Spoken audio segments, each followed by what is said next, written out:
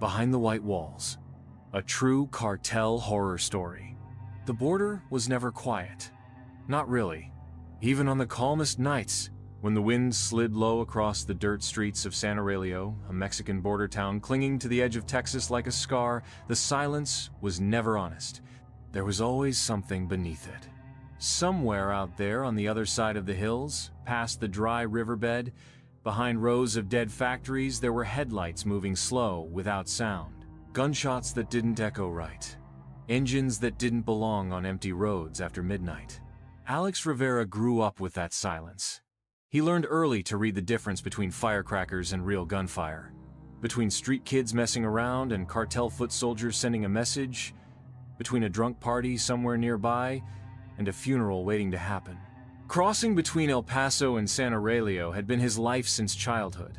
School in Texas, family in Mexico. Every week, every day. That was normal. That was home. Isabella lived behind the walls. High, smooth, white concrete walls that curved around her family's house like a castle from another world. Her neighborhood was called Colonia Las Palmas, the place you only entered through tall black gates and polite security guards. But everyone in San Aurelio knew those walls weren't there for decoration. They were protection, or maybe warning. Alex knew Isabella's family had money, old money, real money, expensive cars parked in silence, windows always dark, men sometimes standing in the shadows of the yard late at night with cigarettes glowing like floating eyes. Isabella never talked about it, and Alex never asked. That's how things worked here.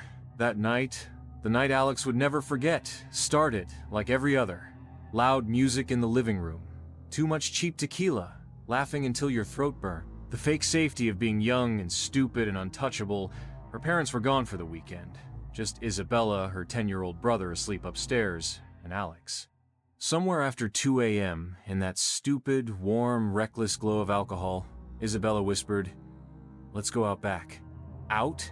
He blinked, drunk but aware. To the court. I want to smoke. The basketball court sat just beyond her backyard, part of the neighborhood's shared recreational area. Perfectly clean, perfectly quiet. Perfectly stupid to go to at 2 a.m. in San Aurelio. But when Isabella smiled, Alex followed. Always. They slipped out through the side gate, climbed over low hedges, and walked across the cold pavement toward the empty bleachers. The air smelled like dust and iron, that metallic dryness that always crept in at night.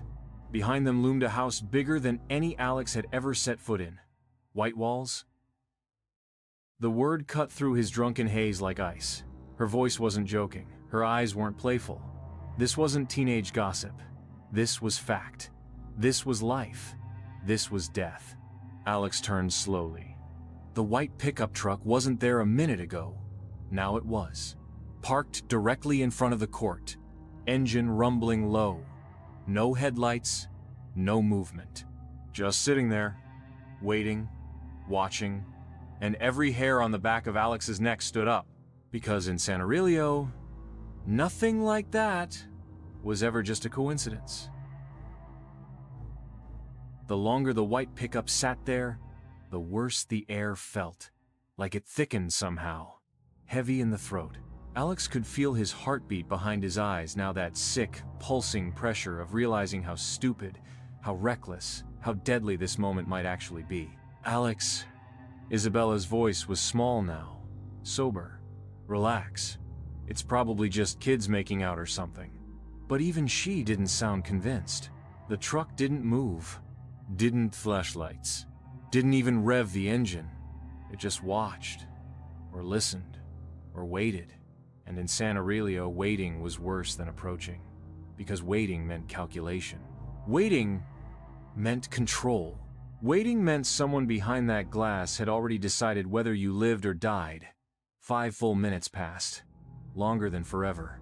Longer than your stomach could handle. Longer than anyone should sit in silence behind tinted windows at 2:00 a.m. across from a cartel safe house. Alex whispered, "We should go." This time Isabella didn't argue. She stood fast, hands shaking just enough to notice, and they began walking casually, like nothing was wrong, like they didn't see anything like they were just two dumb kids who knew how to mind their own business.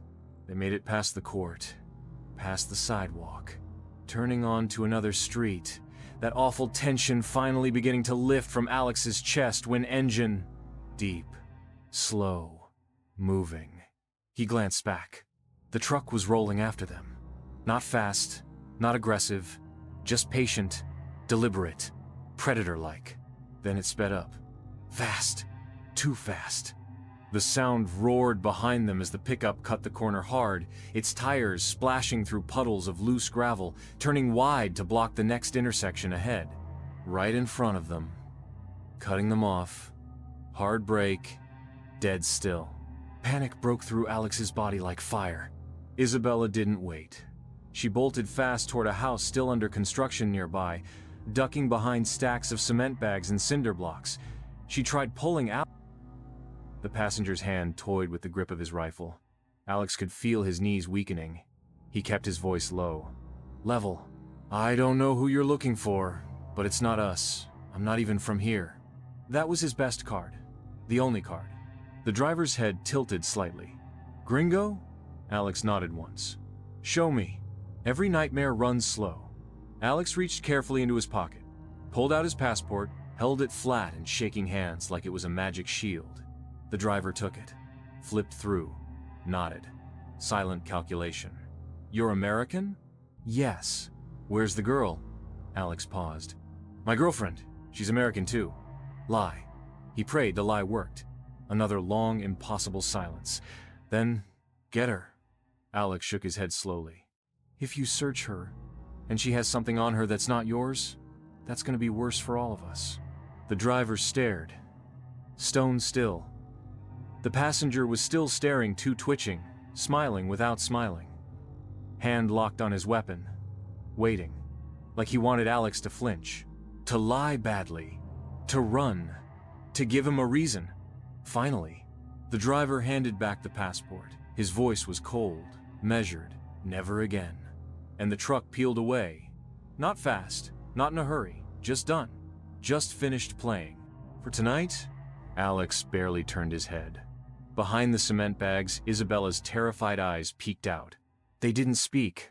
They didn't breathe. They just ran. Hard. Fast. Back to the false safety of the white walls. But the worst part? Alex knew. Even behind those walls, someone was always watching. They didn't speak the whole way back. Isabella moved like a ghost beside him, fast, quiet, looking over her shoulder every other second, heart in her throat. When they reached her house, the giant black gate slid shut behind them with a hollow metal sound that echoed in Alex's bones. It should have felt like safety. It didn't. The street outside was empty again, silent, but the air still felt watched.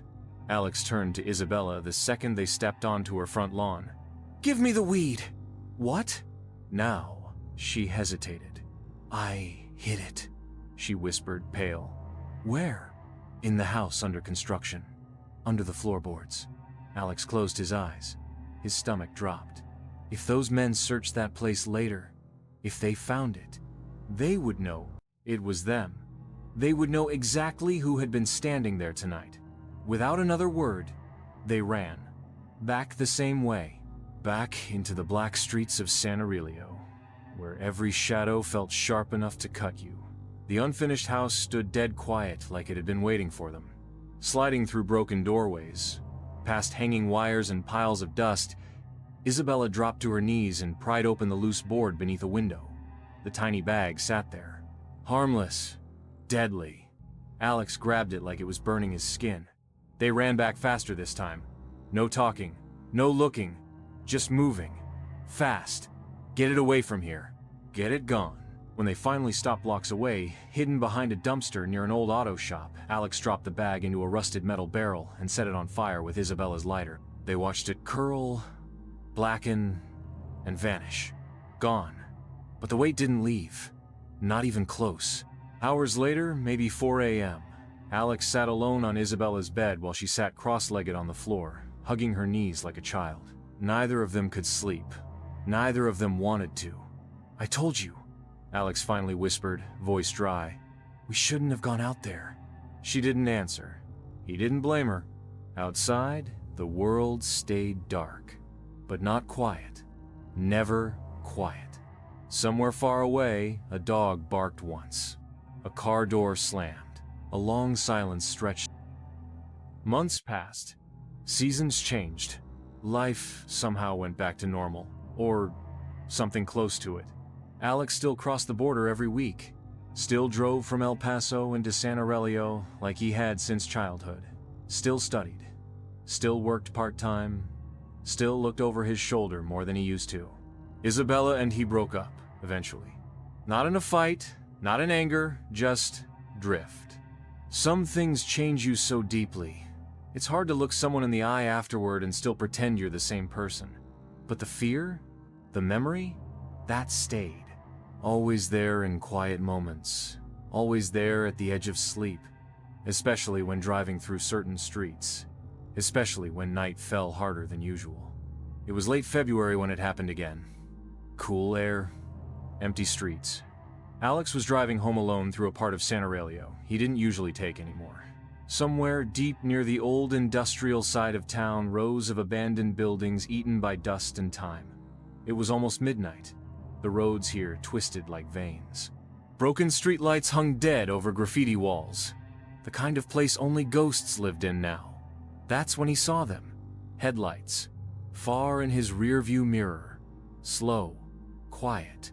Unmoving for a long while, like they weren't trying to catch up, just following. Alex tried to shake it off.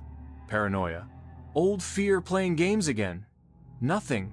Nobody. Right? He turned left. The headlights turned left. He turned right. They turned right. His stomach went cold.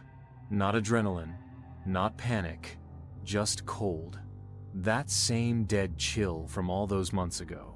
When life stopped feeling real. Finally, at the next turn, the street widened just enough for him to glance back properly. One glance. 1 second. One truck. White. Big. Old. Too clean. Too familiar. Alex's blood turned to ice. It wasn't possible. Not here. Not now. But there it was. The same truck. The same truck. The windows were black. The engine slow. And even from here, even in motion, Alex could feel it. The stare. The weight. The message. We didn't forget. We never forget. Alex didn't wait. He didn't test fate twice. Gas pedal down, hard. Faster than he'd driven in years. Cutting through empty intersections, past crumbling buildings, heading straight for the newer part of town toward people, toward light, toward anything that wasn't this. The truck didn't chase, didn't speed. It didn't have to. It just rolled forward at its own pace. Slow, patient,